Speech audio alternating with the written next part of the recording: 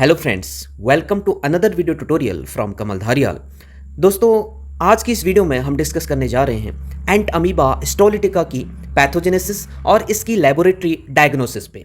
तो दोस्तों, इससे पहले की वीडियो में हमने इसकी मॉर्फोलॉजी और लाइफ साइकिल पे डिस्कस किया था। अगर आप लोगों ने उस वीडियो को नहीं देखा है तो डिस्क्रिप्शन पे उसके लिंक को मैंने शेयर किया हुआ है, आप जाके देख सकते हैं।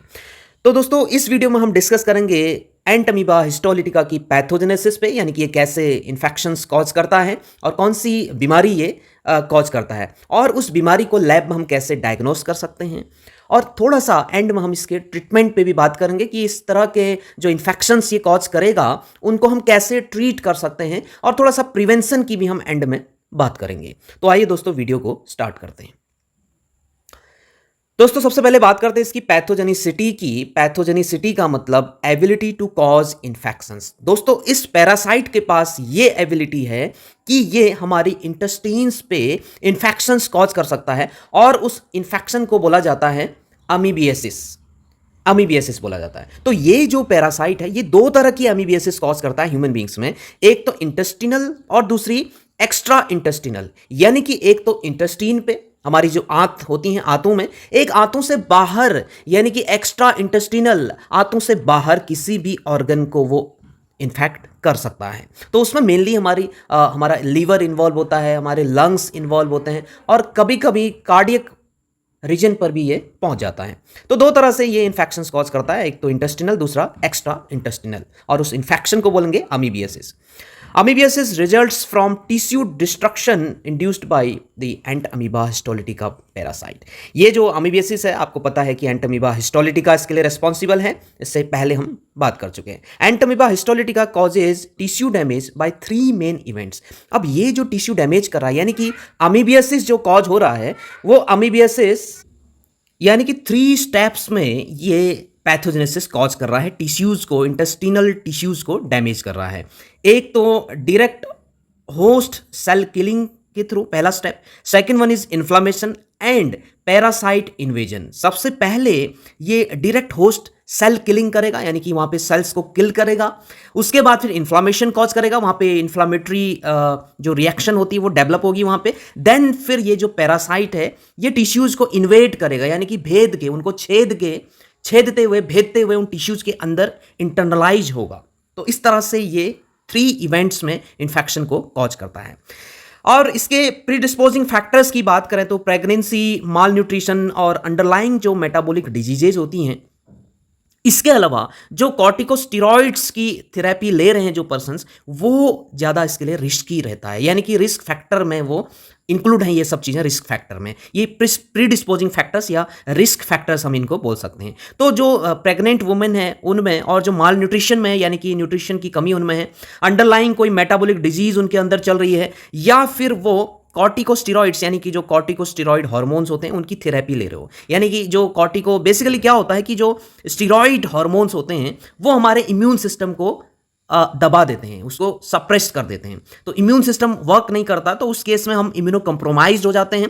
यानी जो लोग कॉर्टिकोस्टेरॉइड्स की थेरेपी ले रहे हैं, उन लोगों में जो इम्यून सिस्टम है वो वीक पड़ जाता है, जिसकी वजह से इस पैरासाइट को मौका मिल जाता है इन्फेक्शंस कॉज करने का। तो ये जो कंडीशंस हैं, ये प्रीडिस्पोजिंग कंडीशंस हैं, यानी कि ये रिस्क फैक्टर्स हो सकते हैं अमीबियासिस के लिए।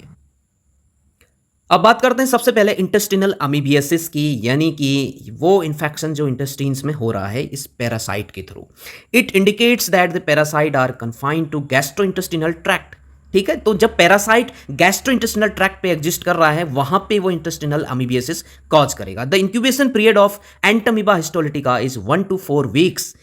ये जो पैरासाइट है, इसका इंक्यूबेशन पीरियड, यानी कि बॉडी के अंदर एंटर करने से लेके ऑनसेट ऑफ सिम्टम्स को डेवलप करने तक का जो पीरियड होता है उसको इंक्यूबेशन पीरियड बोला जाता है। तो 1 to 4 वीक्स का इसका इंक्यूबेशन पीरियड है।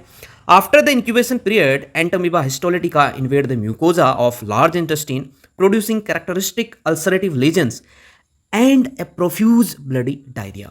दोस्तों, क्या होता है कि जैसा कि हमने इसकी लाइफ साइकिल में सारा इसका ये किस तरह से एंटर कर रहा है और किस तरह से इसका डेवलपमेंट वहाँ पे हो रहा है इंटेस्टाइन पे, वो हम सब पढ़ चुके हैं। तो इंक्यूबेशन पीरियड खत्म होने के बाद, यानी कि जब ये पूरा वहाँ पे इन्वायरमेंट को एडप्ट कर लेता है, उसके बाद फिर जो इसके ट्रोफोजॉइड्स हैं वो टिश्यूज को, वहां पे जो इंटेस्टिनल म्यूकोजा है उसको इन्वेड करके, लार्ज इंटेस्टीन की जो म्यूकोजा है उसको इन्वेड करके टिश्यू के अंदर एंटर कर जाता है और वहां पे अल्सरेटिव लीजन्स को डेवलप करता है, यानी कि एक अल्सर का फॉर्मेशन करता है।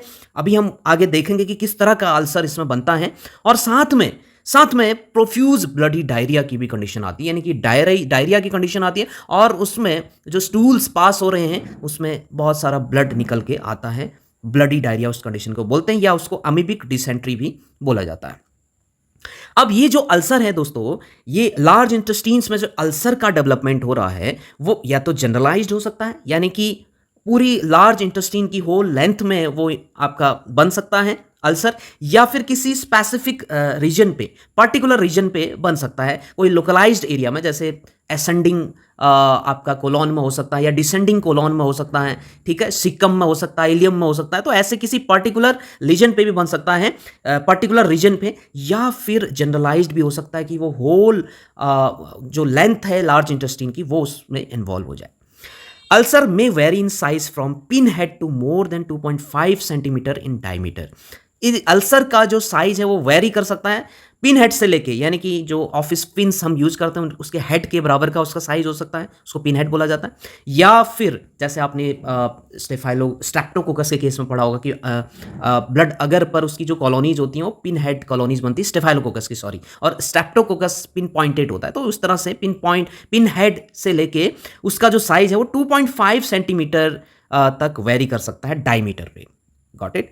Mostly amoebic ulcers are of flask shape. दोस्तों ये जो अल्सर बनते हैं ये थोड़े से यूनिक अल्सर बनते हैं। इंटेस्टीन पर जो अल्सरेटिव लीजन्स बन रहे हैं वो अल्सर फ्लास्क शेप के होते हैं, जिस तरह से आपने कोनिकल फ्लास्क देखी होगी लेबोरेटरीज में, केमिस्ट्री या बायोकेमिस्ट्री की लेबोरेटरीज में, उस तरह का शेप उसका बनता है। अभी हम आगे देखेंगे डायग्राम पे, आपको तब समझ में आएगा। तो उससे पहले हम देख लेते हैं थोड़ा सा इसके इवेंट्स को देख लेते हैं कि किस तरह से ये अल्सरेटिव लीजन्स को बना रहा है। तो दोस्तों इतना तो आपको पता है कि जो सिस्ट है वो सिस्ट इन्फेक्टिव फॉर्म होती है ह्यूमन बींग्स के लिए। तो कंटामिनेटेड फूड या कंटामिनेटेड वाटर इनटेक करने से ही हमारी बॉडी में एंटर किया, हमारे गैस्ट्रोइंटेस्टिनल ट्रैक्ट पे एंटर किया। तो इसके जो ट्रोफोजॉइट्स हैं उसके बाद क्या होता है कि जो सिस्ट है, सिस्ट आपका एक्ससिस्टेशन की प्रोसेस के थ्रू कन्वर्ट हो जाता है ट्रोफोजॉइट्स में, और ये ट्रोफोजॉइट्स मूव करके हमारे इंटेस्टिनल ल्यूमन पे आ जाते हैं, लार्ज इंटेस्टीन पे आ जाते हैं। लार्ज इंटेस्टीन्स पे आके ये वहाँ की जो म्यूकोजा है उस म्यूकोजा को इन्वेड करके, यहाँ पे म्यूकोजा की ये लेयर आप देख रहे हैं ब्लू कलर की, इसको ये डिस्ट्रॉय करके, इसको इन्वेड करके, यानी कि भेदते हुए अंदर इंटरनलाइज हो जाता है। यानी म्यूकोजा के बाद जो सेकंड लेयर है लैमिना प्रोप्रिया पे आ जाता है, जहाँ पे हमारा इम्यून सिस्टम के जितने भी हमारे इम्यून सेल्स हैं वो एग्जिस्ट कर रही हैं। तो इन्वेड करके जब ये अंदर आ जाता है तो इम्यून सिस्टम इसके लिए फाइट करता है, यानी कि इसके अगेंस्ट फाइट करता है। हमारा इम्यून सिस्टम अगर तगड़ा है, इम्यून सिस्टम अगर स्ट्रांग है तो बहुत अच्छे से फाइट करेगा और उसको वहीं पे किल कर देगा। अगर इम्यून सिस्टम कमज़ोर है, यानी कि हम अगर इम्यूनो कम्प्रोमाइज्ड हैं, तो इम्यून सिस्टम कमज़ोर पड़ जाएगा और ये जो पैरासाइट है ये जीत जाएगा। यहाँ पर फाइट के दौरान ये पैरासाइट जीत जाएगा और ये जीत के अंदर को मूव करेगा, यानी कि यहाँ से भी स्केप कर जाएगा। इस इम्यून सिस्टम के अगेंस्ट फाइट करके ये यहां से जीत के बाहर निकल जाएगा, यहां से स्केप होके, यानी कहां पहुंचेगा, जो नेक्स्ट लेयर है, हम बाहर से अंदर की तरफ को मूव कर रहे हैं, यानी कि ल्यूमन से टिश्यू की सेल्स की तरफ को मूव कर रहे हैं। Got it. तो सबसे पहली लेयर आपकी म्यूकोजा आई, म्यूकोजा को इन्वेट किया, देन फिर लैमिना प्रोप्रिया पे ये इम्यून सिस्टम के साथ फाइट करके स्केप कर गया, और जो नेक्स्ट लेयर है मस्कुलरिस म्यूकोजा पे पहुंचा, और मस्कुलरिस म्यूकोजा को भी ये भेद के, इसको भी इन्वेट करके अंदर एंटर कर जाता है सब म्यूकोजा पे। अब सब म्यूकोजा पे क्या होता है दोस्तों, ये जो सब म्यूकोजा और आपकी सर्कुलर मसल्स होती हैं, यहाँ पे इसके नीचे सब म्यूकोजा के नीचे सर्कुलर मसल्स होती हैं, तो वहाँ पे हमारी ब्लड वेसल्स एग्जिस्ट करती हैं। तो वो ब्लड वेसल्स को भी ये इन्वेट करके ब्लड सर्कुलेशन में आ जाता है सब म्यूकोजा पे, ठीक है। तो यहाँ पे ये ब्लड वेसल्स पर भी पेनिट्रेट कर जाता है, और ब्लड वेसल्स के थ्रू फिर क्या होता है कि ये पोर्टल वेन्स के थ्रू लीवर में एंटर कर जाता है, यानी कि यहाँ से एक्स्ट्रा इंटेस्टिनल प्रॉब्लम्स आनी शुरू होगी, यानी कि एक्स्ट्रा इंटेस्टिनल एमीबियासिस यहाँ से स्टार्ट होगा। तो ये जो इवेंट है, यहाँ तक का जो कहानी है वो इंटेस्टिनल एमीबियासिस है। तो जब यहाँ पे ये इन्वेजन कर रहा है आपका म्यूकोजा पे, उसके बाद फिर आपका सब म्यूकोजा को जब ये इन्वेट कर रहा है, तो यहाँ पे अल्सरेटिव लीजन्स डेवलप होते हैं। अब वो कैसे अल्सरेटिव लीजन्स डेवलप होते हैं आप आगे इस पिक्चर की हेल्प से समझ सकते हैं। यहाँ पे आप देखिए कि this one is the mucosa, ये सबसे बाहर की लेयर है। ल्यूमन, यहाँ पर आपका ल्यूमन है, ल्यूमन से हम इधर को अंदर की तरफ को आ रहे हैं, तो सबसे पहली लेयर म्यूकोजा। तो जब ये म्यूकोजा को इन्वेट करेगा और उसके बाद फिर लैमिना प्रोप्रिया पर एंटर करेगा, यहाँ पे इस तरह के लीजन्स बनेंगे, अल्सरेटिव लीजन्स। तो इसको हम अगर यहीं तक ये सीमित है, यहीं तक लिमिटेड है, तो इसको सुपरफिशियल अल्सर बोलेंगे। अब यहाँ पर आप देख रहे हैं ये शेप फ्लास्क शेप इसका है, तो इसीलिए इसको बोला जाता है फ्लास्क शेप्ड अल्सर, इसको बोला जाता है। तो यहां पर आप देख सकते हैं, तो अगर ये अल्सरेटिव लीजन्स आपके इस लैमिना प्रोप्रिया तक ही एग्जिस्ट कर रहा है तो उसको सुपरफिशियल अल्सर बोलेंगे। और अगर ये थोड़ा सा अंदर जा रहा है, यानी कि सब म्यूकोजा तक अगर एग्जिस्ट कर रहा है, तो यहां तक जो लीजन आपके बन रहे हैं, जो अल्सर का फॉर्मेशन हो रहा है, उसको डीप अल्सर बोला जाता है। उसके बाद ये जो परफोरेशन आप देख रहे हैं दोस्तों, ये रेयर कंडीशन है। उससे पहले हम इसकी बात करते हैं कि अगर ये सब म्यूकोजा तक आपका एग्जिस्ट कर रहा था, उसको तो हमने डीप अल्सर बोला। उसके बाद फिर यहीं से जब ये ब्लड वेसल्स पर एंटर कर रहा है, ब्लड वेसल्स को इन्वेट करके ब्लड वेसल पे एंटर करके ब्लड सर्कुलेशन के थ्रू, पोर्टल वेन के थ्रू लीवर में चला जाता है, तो यहां से एक्स्ट्रा इंटेस्टिनल एमीबियासिस स्टार्ट होता है।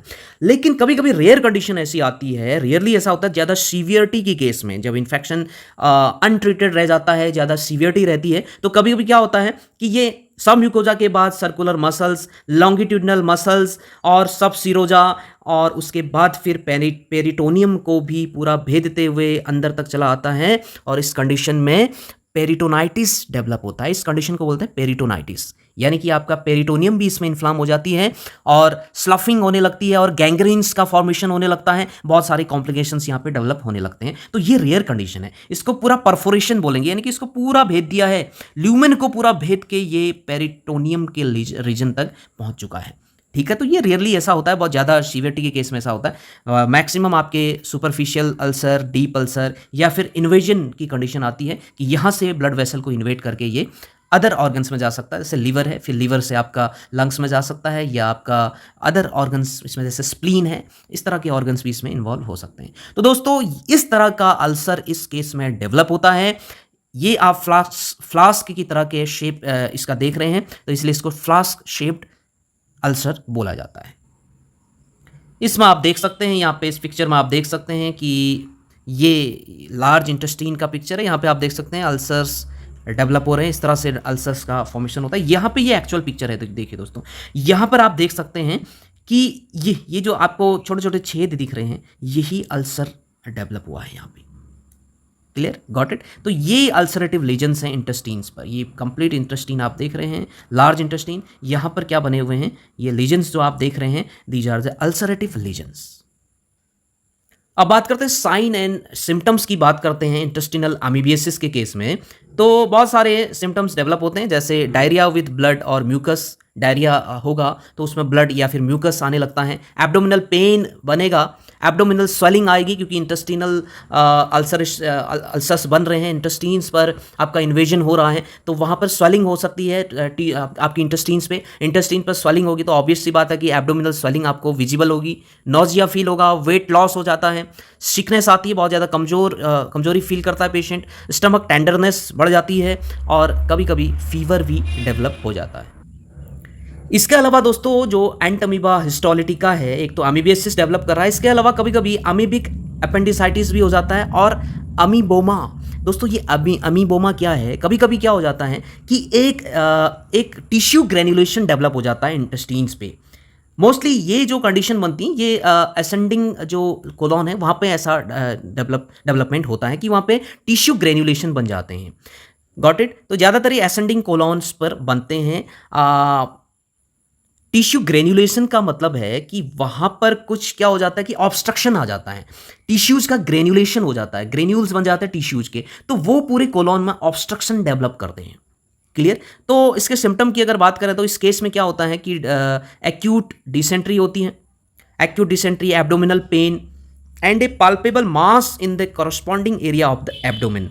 एक पर्टिकुलर रीजन पर जहाँ पर ऑब्स्ट्रक्शन डेवलप हुआ है, जहाँ पे ये टिश्यू ग्रेनुलेशन हुआ है, वहाँ पर थोड़ा सा स्वेलिंग डेवलप हो जाती है, तो पाल्पेबल हो सकती है, पाल्पेबल मास वहाँ पे बन सकता है उस कॉरस्पॉन्डिंग एरिया पे जहाँ पे आपका टिश्यू ग्रेनुलेशन हुआ है। तो दोस्तों इसमें आप यहाँ पे देख सकते हैं कि ये पूरा आपका लार्ज इंटेस्टाइन का स्ट्रक्चर है, ascending colon, transverse colon, then फिर डिसेंडिंग कोलॉन। ठीक है, तो मोस्टली जो असेंडिंग कोलॉन है, उस असेंडिंग कोलॉन में ये टिश्यू ग्रेनुलेशन होता है। तो यहाँ पर आप देख सकते हैं, यहाँ पे तो इस डायग्राम में डिसेंडिंग कोलॉन पर बना हुआ है। तो इस तरह से ये देखिए, आप देख सकते हैं ऑब्स्ट्रक्शन, इस तरह से आपका जो टिश्यूज है वो छोटे छोटे ग्रेन्यूल्स आप देख रहे हैं, वहीं पे टिश्यूज का ग्रेनुलेशन हो गया है। ठीक है, तो ये पूरी तरह से ऑब्स्ट्रक्शन क्रिएट कर रहे हैं। यहाँ पर आप देख सकते हैं पूरे कोलॉन्स का जो ल्यूमेन है उसमें ये ऑब्स्ट्रक्शन डेवलप कर रहे हैं। यहाँ पे ये आप देख सकते हैं। इस टाइप के ग्रेनुलेशन को बोलते हैं एन्यूलर ग्रेनुलेशन। ये भी बहुत टाइप का होता है, एन्यूलर हो सकता है, ट्यूबुलर हो सकता है। तो मोस्टली एन्यूलर टाइप का टिश्यू ग्रेनुलेशन डेवलप होता है, तो इस कंडीशन को बोलते हैं अमीबोमा। Got it. चलिए दोस्तों, अब बात करते हैं एक्स्ट्रा इंटेस्टिनल अमीबियासिस की। अभी तक हमने इंटेस्टीन के रिगार्डिंग बात की थी, अब थोड़ा सा इंटेस्टीन से बाहर को जाएंगे तो कैसे ये डेवलप होता है एक्स्ट्रा इंटेस्टिनल अमीबियासिस। देखिए, जब आप रिकवर हो जाता है, जब पेशेंट इंटेस्टिनल प्रॉब्लम से धीरे धीरे रिकवर होता है, तो आफ्टर 1 to 3 मंथ्स ट्रोफोजॉइट्स जो इसके हैं वो लार्ज इंटेस्टीन से मूव करते हैं लिवर की तरफ को थ्रू पोर्टल वेन के थ्रू ये धीरे धीरे मूव करते हैं लीवर की तरफ को। The capillary system of the liver acts as an excellent filter and holds these parasites. अब वहां पे जो कैपिलरी सिस्टम है, लीवर पर जो कैपिलरी सिस्टम है, वो इस पैरासाइट्स को, इन पैरासाइट्स को फिल्टर करता है, और फिल्टर करके फिल्ट्रेट तो आपका आगे चला जाता है, लेकिन जो पैरासाइट्स हैं वो वहां पे आपके होल्ड कर जाते हैं, वहीं पे आपके डिपॉजिट हो जाते हैं। ठीक है, वहां पे ये पैरासाइट जब डिपॉजिट होते हैं, तो डिपॉजिट होने के बाद फिर इनका मल्टीप्लिकेशन स्टार्ट होता है। वहां पे मैसिवली मल्टीप्लिकेशन स्टार्ट करते हैं, बहुत ज़्यादा अपने नंबर्स को बढ़ाते हैं। मल्टीप्लिकेशन का मतलब अपने नंबर्स को बढ़ाते हैं, जिसकी वजह से क्या होता है, धीरे धीरे साइटोलिटिक एक्शन होने लगता है। वहां पे हिपैटिक जो सेल्स हैं वो डैमेज होनी स्टार्ट होने लगती है। Parasite cause obstruction of the portal venules. उसके बाद जब वहाँ पे बहुत सारे पैरासाइट डेवलप हो गए, तो जो पोर्टल वेन्यूल्स हैं, यानी कि पोर्टल जो सर्कुलेशन है, वहाँ पर ऑब्स्ट्रक्शन आना स्टार्ट होता है। ठीक है, तो वहाँ पर एक ऑब्स्ट्रक्शन डेवलप होता है, जिसकी वजह से एनीमिक नेक्रोसिस वहाँ पे डेवलप होती है। एक नेक्रोसिस वहाँ पे डेवलप होती है, क्योंकि ब्लड आगे को फ्लो नहीं कर रहा है, तो ब्लड के साथ ऑक्सीजन भी नहीं जाएगा, क्योंकि ऑक्सीजन ब्लड के ही साथ जाता है। Got it. तो अगर ब्लड ही आगे मूव नहीं कर पा रहा, तो ऑक्सीजन की भी कमी होने लगेगी, हाइपोक्सिया की भी कंडीशन आने लगेगी। तो एक तो ब्लड की कमी को हमने ब्लड की कमी को अनीमिया बोला जाता है। तो इसीलिए नेक्रोसिस किसकी वजह से हो रही है, ब्लड की कमी की वजह से हो रही है। ठीक है, और नेक्रोसिस मोस्टली आपकी हाइपोक्सिया की कंडीशन से बनती है, और ब्लड सप्लाई भी वहाँ पे नहीं हो रहा, ऑक्सीजन भी नहीं जा रहा है, तो उस कंडीशन को हम एनीमिक नेक्रोसिस बोलेंगे, यानी कि टिश्यू डैमेज होने लगती है। वहाँ पे हिपैटिक जो टिश्यूज हैं वो डैमेज होने लगती हैं। Got it. और हिपैटिक टिश्यूज जब डैमेज होने लगती हैं, धीरे धीरे धीरे वहाँ पे इन्फ्लामेशन डेवलप होता है, और सारी आरबीसीज, डब्ल्यूबीसीज और जितना भी टिश्यू एक्सुडेट है, वहाँ पे आपका डिपॉजिट होना स्टार्ट होता है। उस कंडीशन को हम बोलते हैं ग्रेन्युलोमा फॉर्मेशन, या उसको बोलेंगे एब्सेस फॉर्मेशन। तो लीवर में क्या बनने लगते हैं, या तो एक ही साइड पे या मल्टीपल साइड्स पे एब्सेसेस बनने लगते हैं। ठीक है, तो इसको बोलते हैं लीवर एब्सेस। तो एक्स्ट्रा इंटेस्टिनल अमीबियासिस में मोस्टली लीवर में ये डेवलप होता है इसका इन्फेक्शन, तो वहां पर ये लीवर एब्सेस कॉज करता है, यानी कि लीवर में एब्सेस का मतलब सिस्ट का डेवलपमेंट हो रहा है, वहां पे एक ऐसा लीजन बन रहा है जिसमें पस हो सकता है। उन सिस्ट में मोस्टली पस आपका फिल्ड रहता है। यहाँ पर आप समझ सकते हैं, देखिए पोर्टल सर्कुलेशन के थ्रू जब आपका यहाँ से इंटेस्टीन से आपका पैरासाइट कहाँ को मूव कर रहा है, लीवर की तरफ को मूव कर रहा है, तो लीवर में आपका डेवलप हो गया एब्सेस। जो ये गोला सा आप देख रहे हैं, this is the abscess, liver abscess. उसके बाद फर्दर ये मूव कर सकता है, यहाँ से सबफ्रेनिक एब्सेसेस बन सकते हैं, यहाँ से ये लिंग आपके लंग्स में जा सकता है, तो लंग एब्सेसेस बन सकते हैं, दोनों लंग्स में लंग एब्सेसेस बन सकते हैं। और कैरोटिड आर्टरी के थ्रू, इंटरनल जो कैरोटिड आर्टरी है उसके थ्रू, यानी कि ब्लड सर्कुलेशन के थ्रू ये पैरासाइट आपका ब्रेन में भी जा सकता है, तो ब्रेन में भी एब्सेसेस बन सकते हैं, जिनको हम ब्रेन एब्सेसेस बोलेंगे। तो इसके अलावा दोस्तों कभी कभी क्या होता है कि ये जो आपके एब्सेसेस हैं ये रप्चर कर जाते हैं, यानी कि फट जाते हैं। तो इनके फटने से अगर right side of the liver में ये आपका बना हुआ है, और यहाँ पे अगर ये बर्स्ट कर जाता है, यहाँ पे रप्चर अगर इसका हो जाता है, तो कभी कभी स्किन लीजन्स भी डेवलप होते हैं, उनको हम बोलते हैं ग्रेन्युलोमा क्यूटिस बोला जाता है उस कंडीशन को। Got it. तो स्किन में इन्फेक्शन होने लगता है, कुछ ऐसे लीजन बनने लगते हैं स्किन में, कुछ एब्सेसेस बनने लगते हैं स्किन में भी, उसको एब्सेस नहीं बोलेंगे एक्चुअल में हम, कुछ रैश लाइक स्ट्रक्चर वहाँ पे डेवलप होने लगते हैं, रेडनेस होने लगती है स्किन में, गॉट इट, ईचिंग भी हो सकती है, आपको यहाँ पे एलर्जिक कंडीशन भी डेवलप हो सकती है, तो उस कंडीशन को बोलते हैं ग्रेन्युलोमा क्यूटिस। ठीक है, इसके अलावा आपका स्प्लीन में भी, ये स्प्लीनिक सर्कुलेशन के थ्रू आपका स्प्लीन में भी जा सकता है, तो वहाँ पे भी स्प्लीनिक एब्सेसेस का डेवलपमेंट हो सकता है। तो इस तरह से किसी भी साइट में, किसी भी ऑर्गन में आपका ये पैरासाइट मूव कर सकता है, इसी को हम बोलते हैं एक्स्ट्रा इंटेस्टिनल एमीबियासिस कंडीशन को। अब यहाँ पे दोस्तों थोड़ा सा पस, यानी कि लीवर में जो एब्सेसेस बन रहे हैं वहाँ पे जो पस बन रहा है वो पस किस तरह का है, आप यहाँ पे मेंशन किया गया है, वो पस कुछ विस्कस सा पस रहता है, रेड ब्राउन कलर का हो सकता है या फिर ग्रे येलो कलर का वो पस आपका हो सकता है, जिसमें क्या क्या रहेगा, एक तो साइटोलाइज्ड लीवर सेल्स रहेंगी, यानी कि जो सेल्स हमारी वहाँ पे नेक्रोज्ड हुई हैं, डैमेज हुई हैं, उनका एक्जुडेट और आरबीसीज और डब्ल्यूबीसीज मिलके वो ग्रेन्युलोमा का फॉर्मेशन कर रहे हैं, और उसी ग्रेन्युलोमा में जो अंदर से आपका मटेरियल भरा हुआ है उसको हम पस बोल सकते हैं, उस पूरे मटेरियल को। ठीक है, तो उस एब्सेस में कंप्लीटली पस भरा रहता है, जो पस आपका रेड ब्राउन या ग्रे येलोइश कलर का हो सकता है। साइन एंड सिम्टम्स की बात कर रहे हैं अमीबिक लीवर एब्सेस के केस में, तो इसमें पेन इन राइट हाइपोकॉन्ड्रियम रह सकता है, जो राइट हाइपोकॉन्ड्रियम है उस वहां पर पेन डेवलप होता है, जो कि कभी कभी रेडिएट भी कर जाता है, यानी रिफर कर जाता है towards the right shoulder and scapular region पर, जो आपका दाहिना कंधा है और जो स्कैपुला वहां पर है, उस स्कैपुलर एरिया पे आपका वहां पे भी पेन रिफर कर सकता है। Pain usually increases with deep breathing and coughing. अगर हम डीप ब्रीदिंग कर रहे हैं, ठीक है, तो उस डीप ब्रीदिंग के साथ भी कभी कभी पेन इंक्रीज होने लगता है, या कभी अगर खांसी आ गई, कॉफिंग हो रही है, तो उस समय भी पेन बढ़ जाता है। तो इस तरह का अगर पेन हो रहा है तो लिवर एब्सेसेस बन सकते हैं, और फीवर भी डेवलप होता है, 38 to 40 डिग्री सेल्सियस तक का आपका बॉडी टेम्परेचर राइज कर सकता है। इसके अलावा हिपैटोमीगाली, क्योंकि हिपैटोमीगाली का मतलब आपका लीवर का साइज बढ़ जाएगा, ठीक है, वो ऑब्वियस सी बात है, वहां पर अगर एब्सेसेस बन रहे हैं, एक भी एब्सेस बन रहा है तब भी साइज बढ़ेगा, अगर मल्टीपल एब्सेसेस बने हैं तब तो और ज्यादा साइज उसका बढ़ जाएगा, तो हिपैटोमीगाली उस कंडीशन को बोला जाता है। इसके अलावा जॉन्डिस भी हो सकता है, कुछ 8 से 10% पेशेंट में जॉन्डिस भी आपका एग्जिस्ट कर सकता है। मल्टीपल एब्सेसेस में be present when jaundice is severe. अगर जॉन्डिस सीवियर कंडीशन पे आ गया है तो इसका मतलब हम समझ सकते हैं कि मल्टीपल एब्सेसेस वहां पर बने हो सकते हैं उस लीवर में। स्किन डिजीज में अगर इफ एब्सेसेस रप्चर, हम ये पहली बात कर चुके हैं कि अगर जो एब्सेसेस हैं वो रप्चर कर जाते हैं तो कुछ स्किन लेजन्स भी डेवलप हो सकते हैं, जिसको हम ग्रेन्युलोमा क्यूटिस बोलते हैं।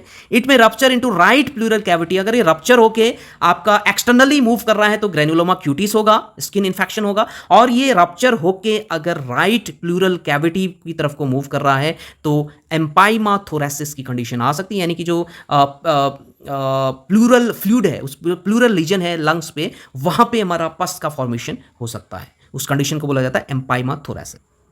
ये आप देख सकते हैं ग्रेन्युलोमा क्यूटिस, इस तरह के लीजन्स बन जाते हैं स्किन पे। अब बात करते हैं दोस्तों इसकी लेबोरेटरी डायग्नोसिस की। दोस्तों क्योंकि दो तरह का इन्फेक्शन है, एक तो इंटेस्टिनल अमीबियासिस की कंडीशन है, दूसरी हिपैटिक या हम कह सकते हैं एक्स्ट्रा इंटेस्टिनल अमीबियासिस। तो सबसे पहले डायग्नोसिस में इंटेस्टिनल अमीबियासिस की बात करते हैं। दोस्तों इंटेस्टिनल अमीबियासिस को डायग्नोस करने के लिए या तो हम डायरेक्ट स्टूल सैंपल को कलेक्ट करके स्टूल्स का एग्जामिनेशन करके इसको डायग्नोस कर सकते हैं, या फिर कॉलोनिक स्क्रैपिंग की को मैक्रोस्कोपिकली या फिर माइक्रोस्कोपिकली एग्जामाइन करके हम इसको डायग्नोस कर सकते हैं। स्टूल्स के एग्जामिनेशन के लिए हमें स्टूल का माउंट प्रिपरेशन करना पड़ेगा। दो तरह से वेट माउंट प्रिपरेशन किया जाता है, एक तो एनएस प्रिपरेशन यानी कि नॉर्मल सलाइन में हम एक स्लाइड बनाएंगे, दूसरी ल्यूगोल्स आयोडीन प्रिपरेशन हम करेंगे, यानी कि एक स्लाइड ले ली जाती है सिंपली, स्लाइड के एक ही स्लाइड पर हम दोनों बना सकते हैं। एक तरफ नॉर्मल सलाइन, आप स्टूल का एक छोटा सा सैंपल रख सकते हैं मैच स्टिक की हेल्प से, और दूसरी साइड भी इसी तरह रख के एक साइड पे हम नॉर्मल सलाइन मिक्स करेंगे उसके साथ, और दूसरी साइड पे ल्यूगोल्स आयोडीन को के साथ स्टूल को मिक्स किया जाएगा, और दोनों को कवर स्लिप की हेल्प से हम कवर कर देंगे। तो उसके बाद फिर हम उसको माइक्रोस्कोप पे ऑब्जर्व कर सकते हैं, तो हमें उसके ट्रोफोजॉइड्स और सिस्ट फॉर्म ऑब्जर्व हो सकती है। तो जब हम नॉर्मल सलाइन वाले माउंट पर देखेंगे तो बेसिकली वहां पे ट्रोफोजॉइड्स हमें नजर आएंगे मूव करते हैं, क्योंकि ट्रोफोजॉइड्स में मूवमेंट होता है, वो लोकोमोशन करते हैं, तो वो हमें नॉर्मल सलाइन पर विजिबल हो सकते हैं, लेकिन लुगोल्स आयोडीन्स पर जो ट्रोफोजॉइट की फॉर्म है वो स्टेबलाइज हो जाती है, मूवमेंट नहीं करती, तो उतना अच्छा से हम उसको ऑब्जर्व नहीं कर सकते हैं, लेकिन स्टेन्ड फॉर्म हमें दिखेगी।